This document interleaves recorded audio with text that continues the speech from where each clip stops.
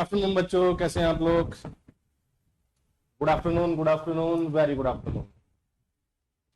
चलिए जल्दी से आ जाइए सभी लोग, फिर स्टार्ट करते हैं।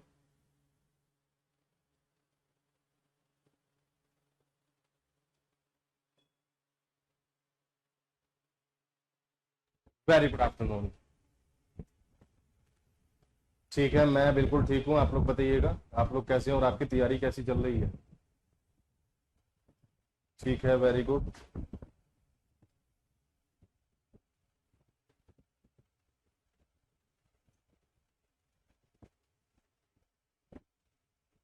Saurabh, very good afternoon.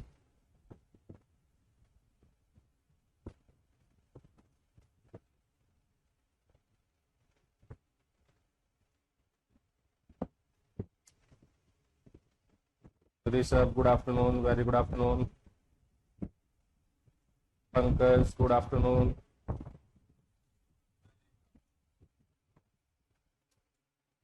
एक बार बच्चे साउंड चेक करिएगा।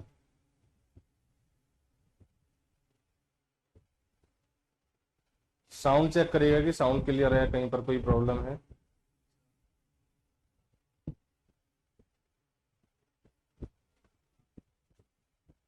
चलिए, साउंड लग रहा है कि अभी भी थोड़ी कम है। चलिए इसे करा लेंगे ठीक, बाकी आज मैनेज हो जाएगा। तो बच्चे, अभी आपका जो टॉपिक चल रहा है मटेरियल साइंस की हम बात कर रहे हैं, ठीक है। और इसमें मैं आपको थोड़ा सा क्रिस्टल स्ट्रक्चर के बारे में और आयरन कार्बन डायग्राम की हम बात कर चुके हैं, ठीक है। और आप बिल्कुल पुरानी क्लासेस आप सभी कवर कर चुके होंगे। अगर वहां तक कोई आपका डाउट है, किसी क्वेश्चन को लेकर कोई कंफ्यूजन है, ठीक है, किसी कॉन्सेप्ट को लेकर कोई कंफ्यूजन है, तो आप बिल्कुल मुझसे पूछ सकते हैं। बाकी आज हम जो स्टार्ट करने वाले हैं, आज हम हीट ट्रीटमेंट की बात करने वाले हैं, ठीक है। आज बेसिकली हम जो पढ़ेंगे, हम हीट ट्रीटमेंट की बात करेंगे। तो पुरानी क्लासेस अभी तक जितनी भी कवर हुई है, इसमें अगर कोई भी डाउट है, ठीक है, तो आप बिल्कुल पूछ सकते हैं।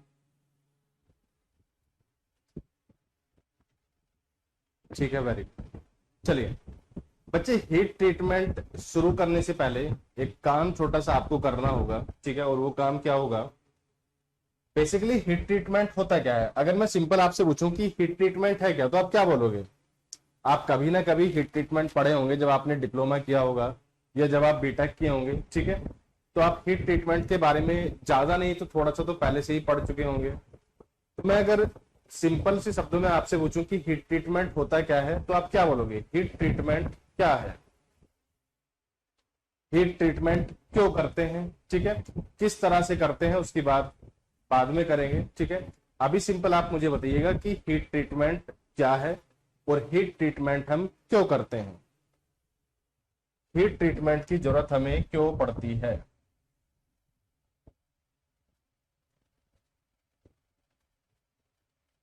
क्यों भाई, कुछ बताओगे?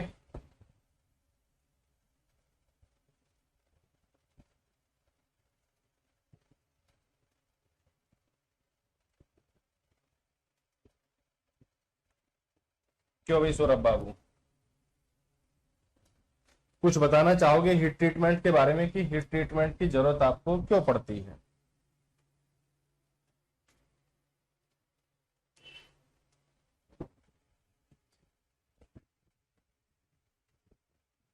पंकज, ठीक है, वेरी गुड। मैं यही वर्ड आपसे सुनना चाहता था। तो बच्चे, होता क्या है, मेटल्स जो होते हैं, अलग अलग मेटल्स की हम बात करते हैं मटेरियल साइंस में। और इंप्रूव ग्रेन स्ट्रक्चर, ठीक है, ग्रेन स्ट्रक्चर इंप्रूव करते हैं। वेरी, अब ध्यान से सुनिएगा बच्चे, मटेरियल साइंस में हम मेटल की बात करने वाले हैं। अब मेटल का यूज हम करते हैं किसी कंपोनेंट को तैयार करने के लिए, रिलीफ इंटरनल स्टैसिस, ये आपने ठीक कहा। लेकिन ये हीट ट्रीटमेंट के अंदर जो एनलिंग प्रोसेस होती है, आप सीधा उस पर चले गए। भाई हीट ट्रीटमेंट हम करते हैं, हीट ट्रीटमेंट में भी अलग अलग प्रोसेस होती हैं, जैसे एनिलिंग है, नॉर्मलाइजिंग है, हार्डनिंग एंड टेम्परिंग है, ठीक है, केस हार्डनिंग है। फिर इनके अंदर भी कुछ और प्रोसेस होती हैं। तो आप सौरभ जो अभी बात कर रहे हैं, आप एनिलिंग की बात कर रहे हैं, ठीक है। चलिए ध्यान सुनिएगा। तो बच्चे मैंने आपको बताया कि मटेरियल साइंस में हम मेटल्स की बात करते हैं। अब मेटल्स का यूज क्या है, ठीक है, कोई कंपोनेंट हमें तैयार करना है, कुछ ऐसी वस्तु हमें बनानी है, कुछ ऐसी चीज हमें बनानी है जो हमारी कोई डिजायर है उसे पूरा करेगी। जैसे आप चाकू बनाते हैं, ठीक है, गाड़ियां बनाते हैं, और भी बहुत सारी चीजें आप बनाते हैं जो आपके यूज की, ठीक है। तो आप ध्यान से देखोगे कि हर एक की प्रॉपर्टी अलग अलग होती है।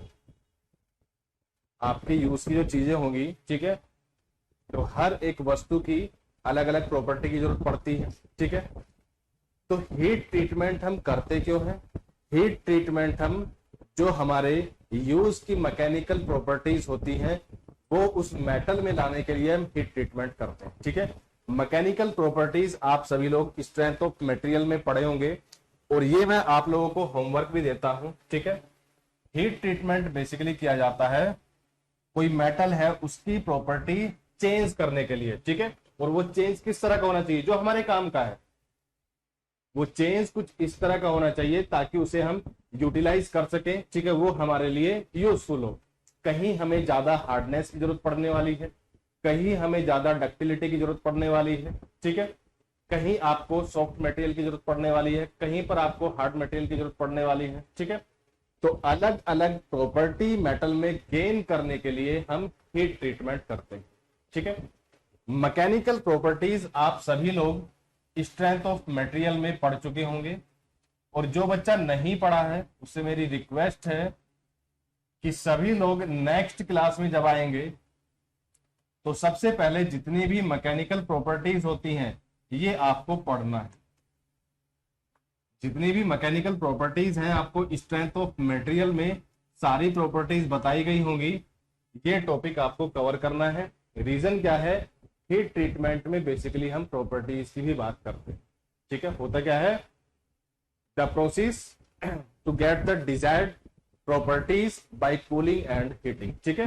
किसी मेटल को गर्म करके ठंडा करके जो हमारे काम की प्रॉपर्टीज होती हैं वो मेटल में लेकर आना कहलाता है हीट ट्रीटमेंट, ठीक है। अब हीट ट्रीटमेंट को करने की अलग अलग प्रोसेस होती है, ठीक है। जैसे एनेलिंग मैंने आपको बताया है, एनेलिंग में हमें पढ़ना है कि स्ट्रेस रिलीफ एनेलिंग क्या होती है, फुल एनेलिंग क्या होती है, स्फेरोडाइजिंग क्या होती है, ठीक है। एनेलिंग के बाद हम पढ़ेंगे नॉर्मलाइजिंग क्या होती है। नॉर्मलाइजिंग के बाद फिर हम पढ़ते हैं हार्डनिंग एंड टेम्परिंग क्या होती है। इसमें हम ओस टेम्परिंग की बात करते हैं, मार टेम्परिंग की बात करते हैं। फिर बच्चे हम बात करते हैं केस हार्डनिंग की।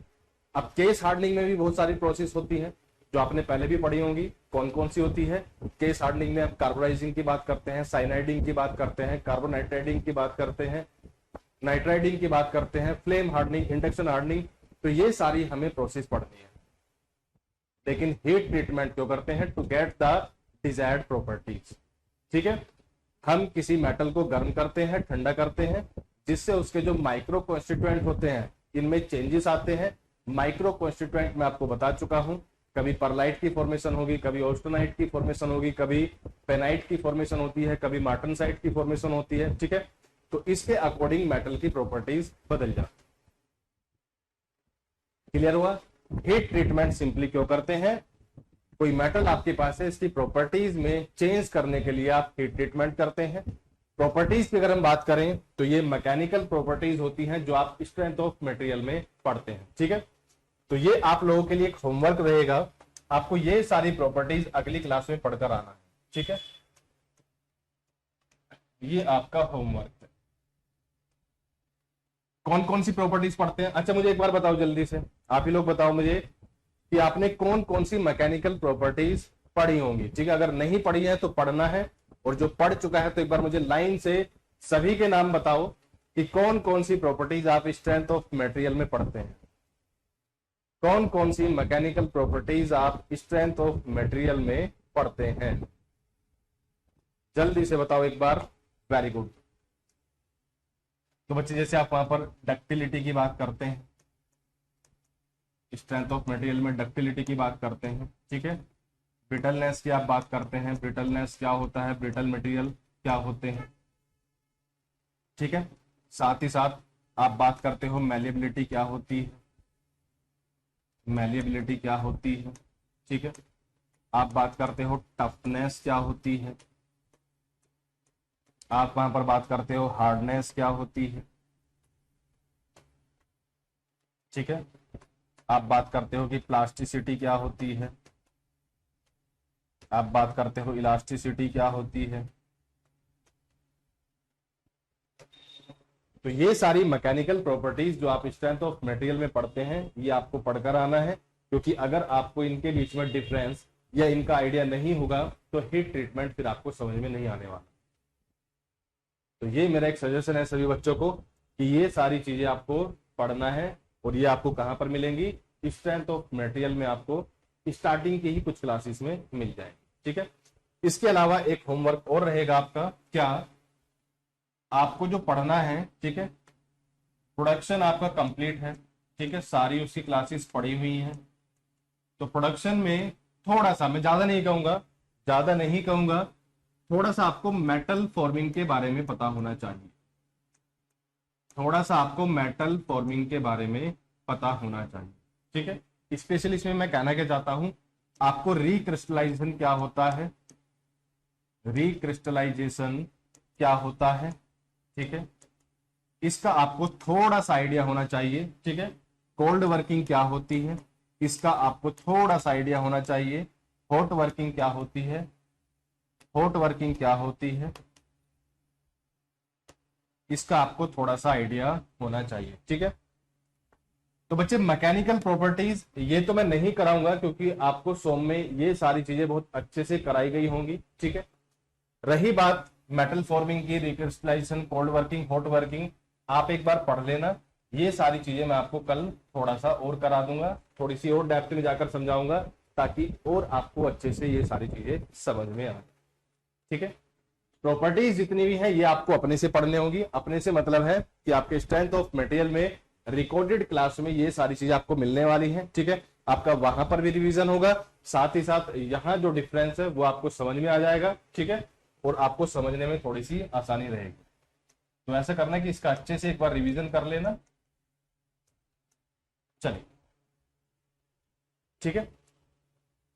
तो माइक्रो कॉन्स्टिट्यूएंट, ठीक है, मैं आपको बता ही चुका हूं कि जब हीट ट्रीटमेंट हम करते हैं, जब हीट ट्रीटमेंट किया जाता है, जब हीट ट्रीटमेंट करते हैं तो अलग अलग माइक्रो कॉन्स्टिट्यूएंट हमें मिलते हैं, अलग अलग माइक्रो कॉन्स्टिट्यूएंट हमें मिलते हैं, ठीक है, और जिनकी प्रॉपर्टीज भी क्या होती हैं, अलग अलग होती है। कौन कौन से माइक्रो कॉन्स्टिट्यूएंट आपको मिलने वाले हैं, इसमें आपको मिलता है परलाइट, इसमें आपको मिलता है परलाइट। अब परलाइट के अंदर क्या प्रॉपर्टीज होती हैं, हर एक बच्चा जान गया होगा परलाइट क्या होता है, ये भी आप जान गए होंगे, ठीक है। परलाइट में भी आप कोर्स परलाइट, कोर्स परलाइट और फाइन परलाइट के बीच में डिफरेंस क्या होता है ये अच्छे से जान गए होंगे। इन दोनों में डिफरेंस क्या होता है ये भी आप अच्छे से जान गए होंगे, ठीक है। साथ ही साथ आपको मिलता है यहाँ पर बेनाइट मिल जाता है, ठीक है, बेनाइट मिलेगा तो उसकी अलग प्रॉपर्टीज होती हैं, ठीक है। इसी तरह से अगर आपको ऑस्टेनाइट मिलता है तो ऑस्टेनाइट की अलग प्रॉपर्टीज होती हैं, ठीक है। अगर आपको मार्टनसाइट मिलता है तो मार्टनसाइट की अलग प्रॉपर्टीज होती है। तो बेसिकली क्या करते हैं, हमारे पास कोई मेटल है, मेटल को गर्म करके ठंडा किया जाता है, ठीक है। पहले गर्म करते हैं, फिर उस टेम्परेचर पर कुछ टाइम तक गर्म करके रखा जाता है, ठीक है, होल्डिंग टाइम होता है। फिर क्या करते हैं, उसे ठंडा करते हैं, और ठंडा करने के तरीके भी अलग अलग होते हैं। मटेरियल को पहले टेम्परेचर तक गर्म करते हैं, फिर गर्म करने के बाद ठंडा किया जाता है, ठीक है। ठंडा हम कैसे कर सकते हैं, ठंडा हम फर्नेस से कर सकते हैं, और फर्नेस में सबसे स्लोएस्ट कूलिंग होती है। अगर एग्जामिनर आपसे पूछता है कि सबसे कम कूलिंग रेट किसमें होता है तो आप क्या बोलोगे, फर्नेस बोलोगे, ठीक है। अच्छा, या मैं थोड़ा सा क्वेश्चन को घुमाकर पूछूं कि हमने ऑस्टेनाइट को 723 डिग्री सेल्सियस पर गर्म किया। थोड़ा सा इस क्वेश्चन को अगर मैं आपसे घुमाकर पूछ लूं, ठीक है, मैं अगर आपसे कहूं कि ऑस्टेनाइट को मैंने 723 डिग्री सेल्सियस पर गर्म किया, austenite at 723 degree Celsius, austenite को मैंने 723 डिग्री सेल्सियस टेम्परेचर पर गर्म किया, ठीक है, और गर्म करने के बाद मैं इसकी कूलिंग है ये मैं अगर फर्नेस में करता हूं तो मुझे यहां पर कौन सा माइक्रो कॉन्स्टिट्यूएंट या स्ट्रक्चर मिलने वाला है। आसान सा क्वेश्चन है। ऑस्टेनाइट को 723 डिग्री सेल्सियस तक ले गए, ठीक है। फिर इसके बाद हमने इसे ठंडा किया, और ठंडा जब हम इसे करते हैं तो मैंने इसे ठंडा करने के लिए फर्नेस का इस्तेमाल किया, ठीक है। ये सिंपल कह सकते हैं कि जिस फर्नेस में आपने इसे गर्म किया होगा उसी फर्नेस में ठंडा होने के लिए आप छोड़ देते हो। आपने क्या किया है यहां पर, आपने जिस फर्नेस में इसे गर्म किया होगा उसी फर्नेस में ठंडा होने के लिए छोड़ देते हो, तो आपको यहां पर क्या मिलने वाला है।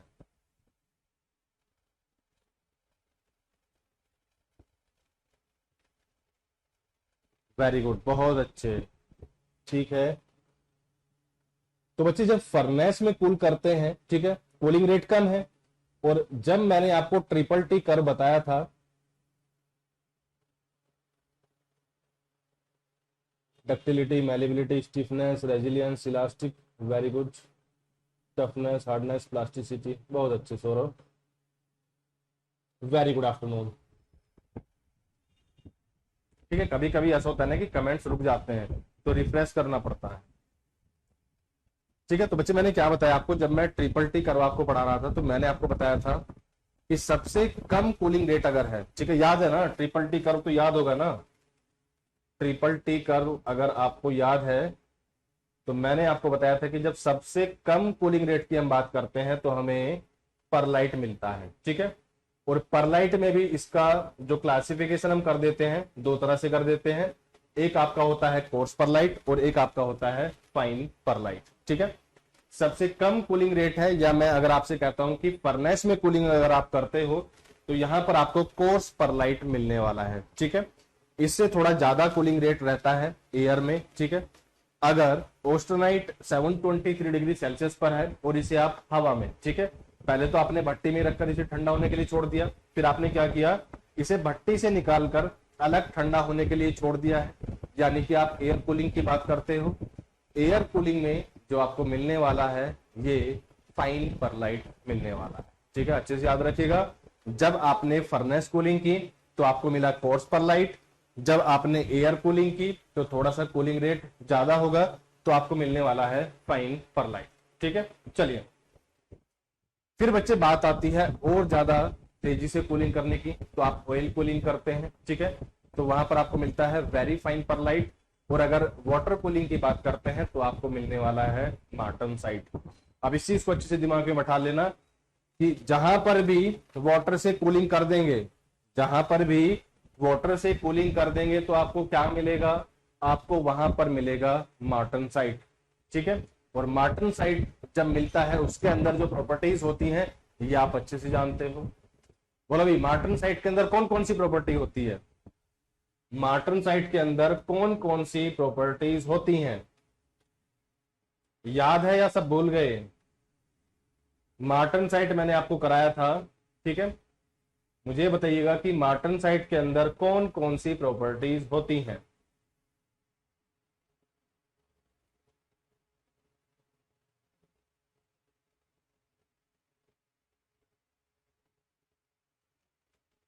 बोलो भाई, मार्टनसाइट के अंदर कौन कौन सी प्रॉपर्टीज होती हैं।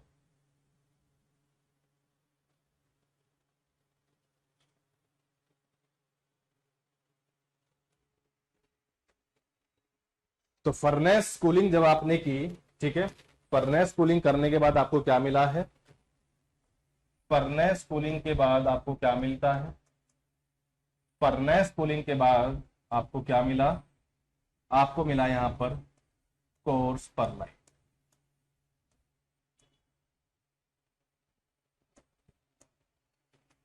ठीक है। जब आप बात करते हो एयर कूलिंग की, जब आप हवा में ठंडा होने के लिए छोड़ते हैं तो क्या मिला, तब मिला फाइन परलाइट, तब मिलता है फाइन परलाइट, ठीक है। और जब आप ऑयल कूलिंग की बात करते हैं, जब आप ऑयल कूलिंग की बात करते हैं तब आपको क्या मिलता है, very fine pearlite, very fine pearlite. अगर मैं आपसे बोलूं कि इनमें डिफरेंस क्या है, तो सिंपल आप क्या बोलोगे कि जो कोर्स परलाइट होता है इसके जो ग्रेन्स होते हैं ये साइज में बड़े होंगे, ठीक है। फाइन परलाइट के ग्रेन्स थोड़े छोटे हो जाएंगे, और वेरी फाइन के जो ग्रेन्स होते हैं ये थोड़े और छोटे आते हैं, ठीक है। ये कैसे होंगे, साइज में थोड़ा सा बड़े होंगे। यहाँ पर ग्रेन्स छोटे हो जाएंगे और यहाँ पर ग्रेन्स छोटे हो जाते हैं, ठीक है। दूसरा, जो ग्रेन्स होते हैं इन्हें हम क्या मानकर चलते हैं, इन्हें हम मानकर चलते हैं कि इनकी डायामीटर, ठीक है, आप कहीं से भी देखोगे तो ये सेम रहने वाली है। मैं कहूं कि अगर इसकी डायमीटर यहां से लेकर यहां तक डी है, तो यहां से यहां तक भी डी होगी, यहां से यहां तक भी डी होगी, ठीक है। तो इनकी डायमीटर कैसी रहती है, सेम रहती है, और इन्हें हम स्फेरिकल मानकर चलते हैं, ठीक है। सिंपल ऐसे समझो कि जैसे बॉल होती है ना, तो ग्रेन्स भी हम बॉल की तरह मानकर चलते हैं। तो कोर्स परलाइट में जो ग्रेन्स होंगे ये साइज में बड़े होंगे, ठीक है, यहाँ पर थोड़े छोटे हो जाते हैं, और अगर वेरी फाइन परलाइट की बात करते हैं तो इसमें और भी छोटे होने वाले हैं, ठीक है। सबसे ज्यादा इंपॉर्टेंट मैंने आपको बताया कि जहां पर भी वाटर कूलिंग एग्जामिनर करा देगा, ठीक है, जहां पर भी वाटर से कूलिंग करा दी जाएगी, जहां पर भी वाटर से कूलिंग होने वाली है, वहां पर आपको मिलने वाला है क्या, वहां पर आपको मिलने वाला है मार्टनसाइट। जहां पर भी पानी से ठंडा कर देगा वहां पर क्या मिलने वाला है आपको, मार्टनसाइट मिलने वाला है, ठीक है। अब मार्टनसाइट की अगर बात करोगे, मार्टनसाइट की अगर बात करोगे तो मार्टनसाइट के अंदर कौन कौन सी मैकेनिकल प्रॉपर्टीज देखने को मिलती हैं, अरे बोलो, कौन कौन सी मैकेनिकल प्रॉपर्टीज देखने को मिलती हैं, ठीक है। क्या बताया था मैंने आपको कि क्या है, हार्डेस्ट, यह सबसे ज्यादा हार्ड होता है, ठीक है, हार्डेस्ट, एंड क्या है, ये ब्रिटल होता है। ये सबसे ज्यादा हार्ड होता है और सबसे ज्यादा ब्रिटल होता है, ठीक है। तो इस तरह से किसी चीज को गर्म किया जाता है फिर ठंडा करते हैं तो उसमें कुछ डिजायर्ड मैकेनिकल प्रॉपर्टीज आ जाती हैं, ठीक है। तो इस वजह से जहां पर उसे आप यूज करना चाहते हो, ठीक है, उसका यूज थोड़ा अच्छे तरीके से आप कर सकते हैं। चलिए एक छोटा सा एग्जाम्पल मैं आपको बताता हूं,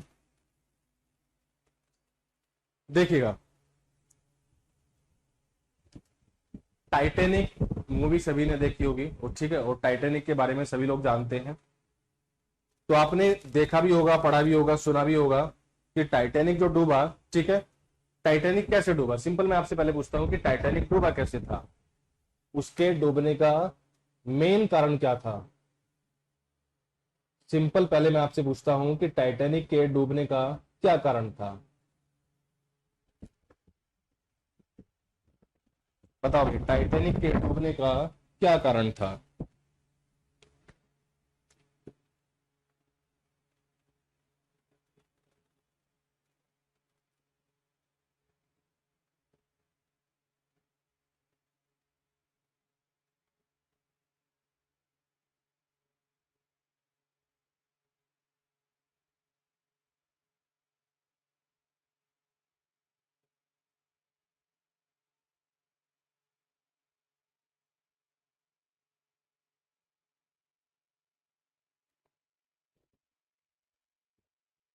ठीक है, वेरी गुड।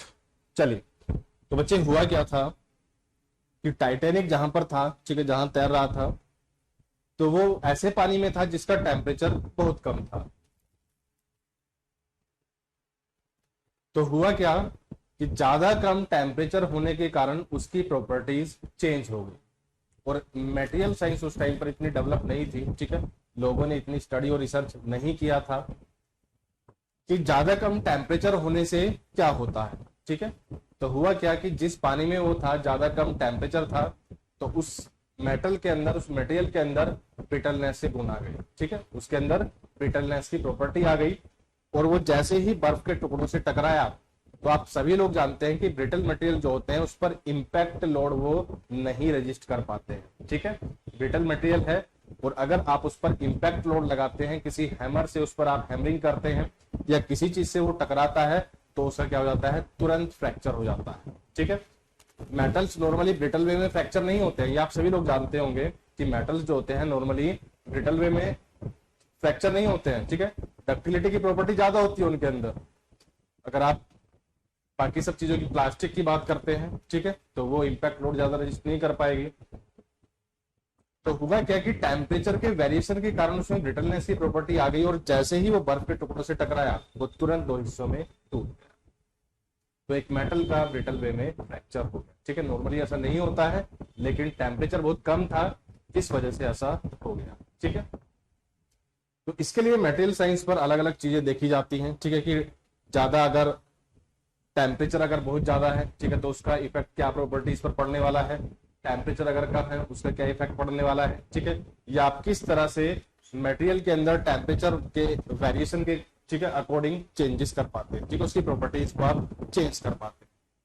तो ये कुछ कूलिंग रेट मैंने आपके सामने लिखे हैं, ठीक है, जो कि काफी ज्यादा इंपॉर्टेंट है, ठीक है। जैसे फर्नेस कूलिंग की बात करते हैं तो कोर्स पर लाइट एयर की बात करते हैं, फाइन ऑयल की बात करते हैं तो वेरी फाइन, और वाटर कूलिंग की बात करते हैं तो मार्टन साइट आपको मिलने वाला है, ठीक है। आपका काम क्या है, आपका सबसे पहला काम है, ठीक है, आज ही आप क्या करोगे, जितनी भी मैकेनिकल प्रॉपर्टीज है, ठीक है, ये आप रिवाइज करोगे, कौन कौन सी डक्टिलिटी ब्रिटलनेस जितनी भी है, ठीक है, स्ट्रेंथ ऑफ मटेरियल में आपको देखने को मिलेंगी, और ये सारी प्रॉपर्टीज आपको रिवाइज करनी है। थोड़ा सा मेटल फॉर्मिंग आपको देखना है एक बार, ठीक है, रिक्रिस्टलाइजेशन क्या होता है, कोल्ड वर्किंग क्या होती है, हॉट वर्किंग क्या होती है, ठीक है, ये सारी चीजें आपको देखनी है। चलिए, तो बच्चे नेक्स्ट अगर हम बात करें तो एक बार मैं आपको क्लासिफिकेशन लिख देता हूं, ठीक है, कि हीट ट्रीटमेंट के अंदर हमें क्या क्या चीजें पढ़नी है। तो हीट ट्रीटमेंट की बच्चे अगर हम बात करेंगे,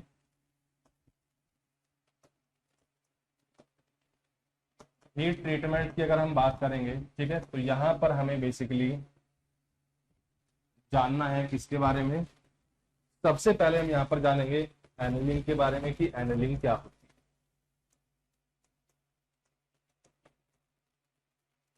है, एनिलिंग क्या होती है, ठीक है।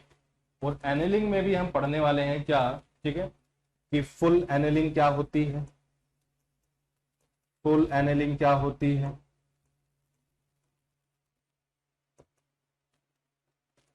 स्ट्रेस रिलीफ एनिलिंग क्या होती है, ठीक है, प्रोसेस एनिलिंग क्या होती है,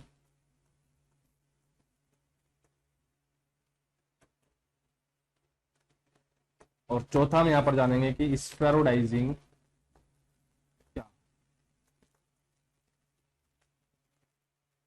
तो सबसे पहले हम एनिलिंग के बारे में पढ़ेंगे। एनिलिंग के बाद हम इसमें पढ़ने वाले हैं नॉर्मलाइजिंग क्या होती है,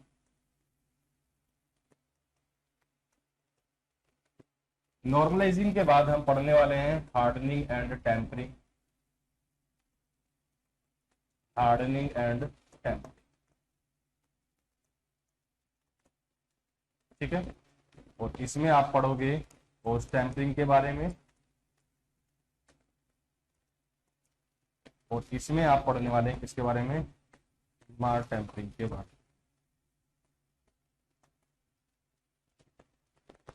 और आप क्या पढ़ने वाले हैं, आप यहां पर पढ़ने वाले हैं केस हार्डनिंग, ठीक है। केस हार्डनिंग में मैंने आपको बता ही दिया कि क्या क्या आपको पढ़ना है। केस हार्डनिंग में आपको पढ़ना है साइनाइडिंग क्या होती है, कार्बोराइजिंग क्या होती है,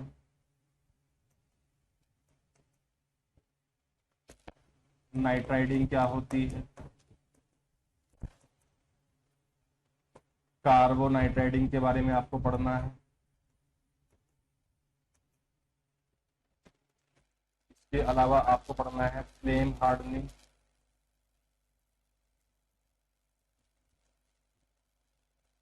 इसके अलावा आपको पढ़ना है इंडक्शन हार्डनिंग।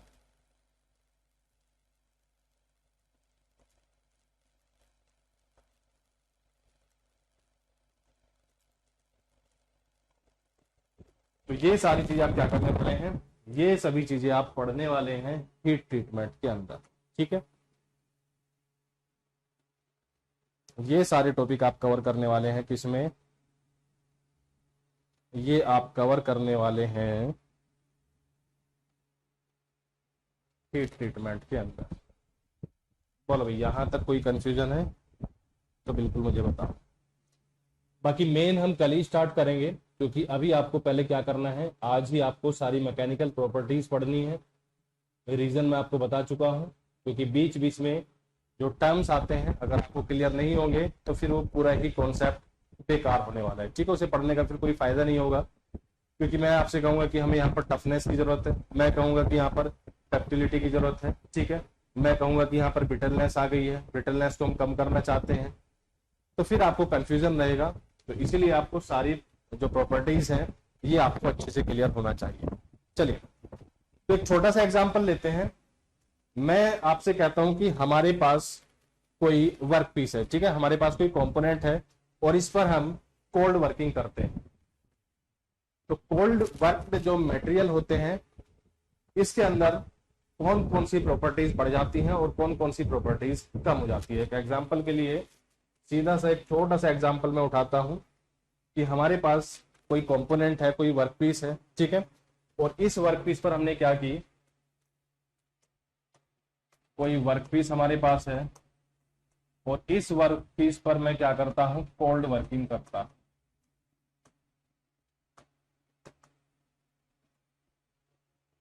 ठीक है, कोल्ड वर्किंग आप सभी लोग जानते होंगे, working below the recrystallization temperature is called as the cold working. ठीक है, working below the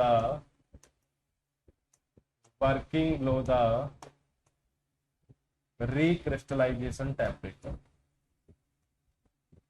working below the recrystallization temperature, इसको ये हम क्या बोलते हैं, कोल्ड वर्किंग बोलते हैं। ठीक है, तो हमने कोई वर्क पीस लिया और इस वर्क पीस पर हमने कोल्ड वर्किंग की। तो कोल्ड वर्किंग करने से इसके अंदर क्या क्या चेंजेस हो जाते हैं, क्या कोई बच्चा मुझे बताएगा? बोलो भाई जल्दी से। कोई वर्क पीस आपने लिया और इस वर्क पीस पर आपने कोल्ड वर्किंग की, तो कोल्ड वर्किंग के करने से इसमें क्या क्या चेंजेस होते हैं। ठीक है, बेसिकली हम यहाँ पर बात करने वाले हैं इसकी हार्डनेस के बारे में, इसकी स्ट्रेंथ के बारे में और डक्टिलिटी के बारे में। ठीक है, जो चेंजेस आपको इसमें बताने हैं ये बेसिकली आपको बताना है इसकी, ठीक है, इस वर्क पीस की हार्डनेस पर क्या इफेक्ट पड़ने वाला है, ठीक है, इसकी स्ट्रेंथ पर क्या इफेक्ट पड़ने वाला है, ठीक है, और साथ ही साथ इसकी डक्टिलिटी पर क्या इफेक्ट पड़ने वाला है। एक वर्क पीस लिया और वर्क पीस पर आपने कोल्ड वर्किंग की। कोल्ड वर्किंग क्या होती है, working below the recrystallization temperature is called as the cold working. ठीक है, तो आपको बताना है कि इसकी हार्डनेस पर, स्ट्रेंथ पर और डक्टिलिटी पर क्या इफेक्ट पड़ने वाला है।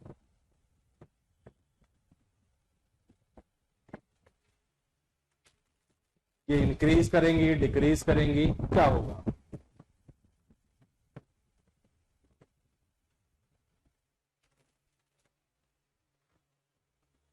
ठीक है, और स्ट्रेंथ में भी अगर हम बात करें तो यहां पर हम बात करेंगे किसकी, टेंसाइल स्ट्रेंथ की, टेंसाइल स्ट्रेंथ की और साथ ही साथ यील्ड स्ट्रेंथ।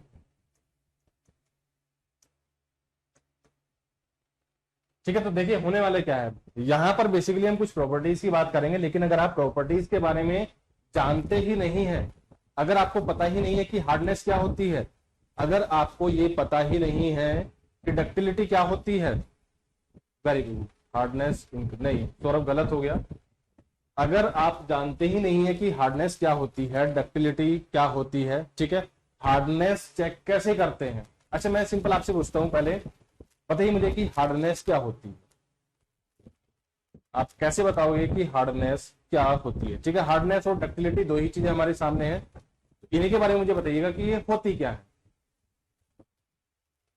पहले मुझे आप इन्हीं के बारे में बताओ कि हार्डनेस और डक्टिलिटी क्या होती है, तभी तो कुछ पढ़ पाओगे, तभी तो कुछ पढ़ पाओगे अगर आप कुछ कुछ इसके बारे में जानोगे।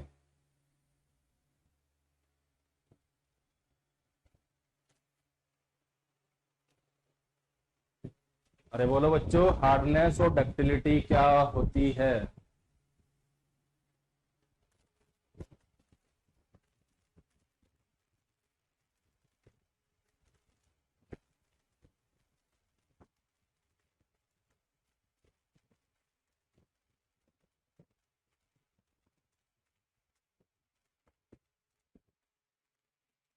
चलिए, मैकेनिकल प्रॉपर्टीज तो आपको पढ़नी ही पढ़नी है, ठीक है। इसमें एक होमवर्क और रहेगा आपका, और वो क्या रहेगा, आपको टेस्ट भी पढ़ने हैं, ठीक है। एग्जाम में ability to avoid indentation, scratches, cut another metal, cut another metal. Cut की बात तो नहीं करते हैं, बेसिकली आप इंडेंटेशन और स्क्रैच की बात करते हो, वेरी गुड, ठीक है। ये हार्डनेस होती है, बहुत अच्छी। Ability to avoid indentation, scratches, ये आपकी हार्डनेस होती है। अच्छा, आपको एक छोटा सा काम और करना है, टेस्ट बाकी मैं करा दूंगा आपको, ठीक है। प्रॉपर्टीज को छोड़कर जो मैं चीजें बता रहा हूं मैं आपको करा दूंगा। आपको टेस्ट और पढ़ने हैं, ठीक है। और कौन कौन सी टेस्ट आपको पढ़ने हैं, आपको हार्डनेस टेस्ट पढ़ना है, एक तो आपको हार्डनेस टेस्ट के बारे में पढ़ना है, ठीक है। और एक आपको इम्पैक्ट टेस्ट के बारे में पढ़ना है। इम्पैक्ट टेस्ट के बारे में पढ़ना है क्योंकि यहां से क्वेश्चन आते हैं, ठीक है। किसी न किसी एग्जाम में यहां से क्वेश्चन आपको देखने को मिल सकते हैं जब आप टेस्ट की बात करते हो, ठीक है। और इम्पैक्ट टेस्ट में भी आप बात करते हो 4P टेस्ट की, 4P टेस्ट, और आपका होता है आइजोड टेस्ट, इसमें आपका ब्रिनल, रॉकवेल,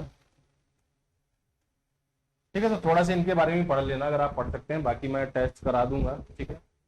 मटेरियल साइंस में ductility is property of ability drawing metal in wire, बहुत अच्छी, दोनों ही चीज आपने बिल्कुल सही बताई है। हार्डनेस क्या होती है, ठीक है, ये सरफेस की प्रॉपर्टी है जिससे सरफेस क्या करेगी, उस पर कोई स्क्रैच ना पड़े, ठीक है, कोई निशान ना पड़े, ठीक है। और साथ ही साथ क्या रहे, उस पर इंडेंटेशन ना हो, ठीक है, कोई डेंट वगैरह ना पड़े। और अगर हम बात करते हैं डक्टिलिटी की, तो हमारे पास कोई रोड है, ठीक है, इसे खींच कर एक वायर में कन्वर्ट कर देना क्या कहलाता है, ठीक है। ऐसी प्रॉपर्टी अगर मटेरियल के अंदर है तो इसे हम क्या कहते हैं, इसको डक्टिलिटी कहा जाता है, ठीक है। चलिए अब देखिएगा, तो बच्चे कोल्ड वर्किंग क्या होता है, बेसिकली जैसे हैमरिंग वगैरह हम करते हैं, ठीक है, हथौड़े से चोट जो हम बजाते हैं, तो ये जो प्रोसेस होती है इसे हम बोलते हैं कोल्ड वर्किंग, ठीक है। तो जब तक वर्कपीस पर कोल्ड वर्किंग नहीं की गई थी, ठीक है, मैंने इसका एक सेक्शन कट किया, ठीक है, मैंने इसका हिस्सा कट किया और मैंने देखा कि इसके जो ग्रेन्स थे, ये हमारा जो वर्कपीस था, मैंने इसके ग्रेन्स देखे और मैंने पाया ये कैसे थे, स्फेरिकल शेप में थे। मैंने वर्कपीस को माइक्रोस्कोप से ऑब्जर्व किया और मैंने पाया कि इसके जो ग्रेन्स थे कैसे थे, स्टार्टिंग में स्फेरिकल थे। जब तक वर्कपीस पर कोल्ड वर्किंग नहीं की गई थी, ठीक है। कोल्ड वर्किंग बेसिकली आप लिख सकते हो, अगर बाद में आप भूल जाते हो, आपने सिंपल हैमरिंग की है, आपने सिंपल क्या किया, हैमरिंग की, हैमरिंग करके उसकी शेप आपने चेंज कर दी। तो आपने जब वर्कपीस को माइक्रोस्कोप से देखा, ठीक है, तो आपने पाया कि इसके जो ग्रेन्स हैं कैसे हैं, स्फेरिकल है। अभी मैंने आपको बताया कि ग्रेन जो हम लेकर चलते हैं, जो ग्रेन्स होते हैं बेसिकली कैसे मानकर चलते हैं, स्फीयर की शेप में मानकर चलते हैं, स्फेरिकल हम मानकर चलते हैं। तो अब देखिएगा, कोई बॉल रखी हुई है और आप उसे हल्का से ऐसे टच करो तो बॉल क्या करेगी, मूव करने लगेगी। बॉल जो है आप उसे हल्का से टच करिए, बॉल क्या करेगी, मूव करने लगेगी, ठीक है। फिर आपने बाद में क्या किया, आपने इस पर कोल्ड वर्किंग की, amount of cold work, amount of cold work, ये चीज आपको यही याद हो जाएगी, ध्यान से देखना बस। फिर आपने क्या किया, इस पर कोल्ड वर्किंग की। तो कोल्ड वर्किंग करने से क्या हुआ, भाई कोई बॉल रखी है, प्लास्टिक की बॉल मानकर चलो, उस पर हथौड़ा मारो, बॉल कैसी हो जाएगी, पिचक जाएगी। बॉल कैसी हो जाएगी, पिचक जाएगी। तो स्टार्टिंग में जो ग्रेन्स थे स्फेरिकल थे, ठीक है, लेकिन जब आपने इस पर कोल्ड वर्किंग की, जब आपने इस पर हथौड़ा बजाया, ठीक है, तो हथौड़ा बजाने से क्या हुआ, आपने जब इसके ग्रेन्स देखे तो कैसे हो गए, ग्रेन इसके डिस्टोर्टेड हो गए, ठीक है। ग्रेन कैसे हो गए, इसके डिस्टोर्टेड हो गए और इलोंगेट हो गए, ठीक है। जब आपने इस पर कोल्ड वर्किंग की, जब आपने इस पर हैमरिंग की, तो स्टार्टिंग में ग्रेन्स कैसे थे, कुछ इस तरह के थे। जब आपने कोल्ड वर्किंग की तो ग्रेन कैसे हो गए, कुछ इस तरह से हो। तो मैं सिंपल आपसे पूछता हूं, अगर मैं यहां फोर्स लगाऊं या यहां फोर्स लगाऊं तो कौन सी चीज जल्दी मूव करेगी, यही मूव करेगी ना, ऊपर वाली। भाई सिंपल बोला, आपने फोर्स लगाया तुरंत मूव करने लगेगी, ठीक है। तो मूव करने से यहाँ पर बेसिकली मतलब क्या है, डक्टिलिटी का। भाई आप क्या करते हो, ठीक है, ये कोई रोड मेरे पास है, आपने इसे खींचा, तो अगर इसके ग्रेन्स इजीली मूव कर जाते हैं, ग्रेन्स इजीली फ्लो कर जाते हैं, तभी तो ये वायर में कन्वर्ट होगा। ध्यान से सुनना इस चीज को, ठीक है। जब इसके ग्रेन्स कुछ इस कंडीशन में है कि आप जैसे ही फोर्स लगाते हो ये तुरंत क्या करने लगते हैं, फ्लो करने लगते हैं, मूव करने लगते हैं, तभी तो ये वायर में कन्वर्ट हो रहा है। लेकिन जब इसके ग्रेन डिस्टॉर्टेड हो गए, ग्रेन इस तरह के हो गए, तो ये क्या करेंगे, ये मूवमेंट को, फ्लो को क्या करेंगे, रेजिस्ट करेंगे। अगर ग्रेन डिस्टॉर्टेड हो गए हैं, ठीक है, तो ये क्या करेंगे, मूवमेंट को रेजिस्ट करेंगे, फ्लो को रेजिस्ट करेंगे, ठीक है। तो डक्टिलिटी क्या करेगी, डिक्रीज करेगी। भाई आपने फोर्स लगाया, ठीक है, फोर्स लगाने के कारण क्या हुआ, ग्रेन्स मूव करते हैं, यहां पर आसानी से मूव कर पाते हैं, यहां पर नहीं कर पाते हैं, ठीक है। तो जब आप किसी वर्कपीस पर, किसी मटेरियल पर क्या करते हैं, कोल्ड वर्किंग करते हैं, तो उसकी डक्टिलिटी क्या करती है, उसकी डक्टिलिटी सिंपल डिक्रीज कर जाती है। डक्टिलिटी क्या करेगी, डिक्रीज करेगी। लेकिन अगर हम हार्डनेस की बात करते हैं, हार्डनेस क्या करेगी, इंक्रीज करेगी, ठीक है। क्योंकि आपने पहले से क्या कर दिया, जो मटेरियल सॉफ्ट है उसे हार्ड कर दिया है, ठीक है। ये कैसा पहले ही पिचक गया है, तो इस पर और निशान क्या पड़ेंगे, ठीक है। इसकी सरफेस कैसी हो चुकी है, हार्ड हो चुकी है, तो हार्डनेस क्या करती है, इंक्रीज करती है, साथ ही साथ स्ट्रेंथ भी क्या करती है, इंक्रीज करती है, ठीक है। और स्ट्रेंथ में भी टेंसाइल स्ट्रेंथ, टेंसाइल स्ट्रेंथ ये भी क्या करेगी, इंक्रीज करेगी। और अगर यील्ड स्ट्रेंथ की हम बात करते हैं तो ये भी क्या करती है,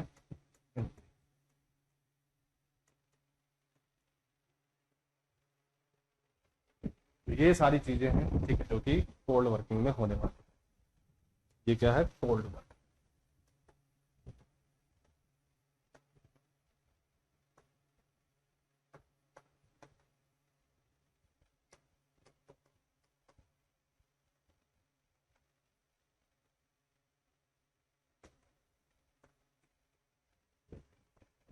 चलो ये पॉइंट आपको क्लियर हुआ या इसमें कोई कंफ्यूजन है, ये पॉइंट आपको क्लियर हुआ या इसमें कोई कंफ्यूजन।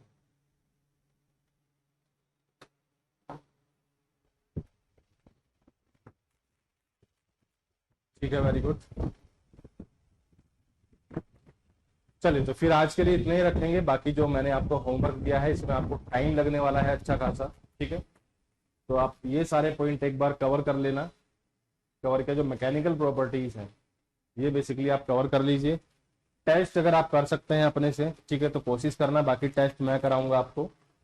टेस्ट में आप हार्डनेस टेस्ट की बात करते हैं और इम्पैक्ट टेस्ट की बात। चलिए फिर आज के लिए इतने ही रखेंगे। अगर किसी बच्चे का कोई डाउट है तो आप बिल्कुल मुझसे पूछ सकते हैं। बाकी आज की कहानी को करते हैं समाप्त और नेक्स्ट क्लास में स्टार्ट करते हैं फिर हीट ट्रीटमेंट। और पहला टॉपिक जो इसमें हम उठाएंगे, हम बात करेंगे इसमें एनेलिंग, ठीक है। एनेलिंग की जरूरत क्यों पड़ती है, बेसिकली कोल्ड वर्किंग के बाद, ठीक है। मटेरियल में क्या होता है, जैसे एक बच्चे ने बोला कि इसमें इंटरनल स्ट्रेसेस आ जाते हैं, ठीक है। किसी बच्चे ने बोला था कि इंटरनल स्ट्रेसेस आ जाते हैं और इंटरनल स्ट्रेसेस को हटाने के लिए हम क्या करते हैं, हीट ट्रीटमेंट करेंगे, ठीक है। और हीट ट्रीटमेंट में भी कौन सी प्रोसेस करते हैं, एनेलिंग हम करते हैं। चलिए बच्चे फिर आज के लिए इतने रखते हैं, मिलते हैं अगली क्लास में और स्टार्ट करेंगे हीट ट्रीटमेंट की पहली प्रोसेस एनेलिंग, ठीक है। फिर बहुत बहुत धन्यवाद।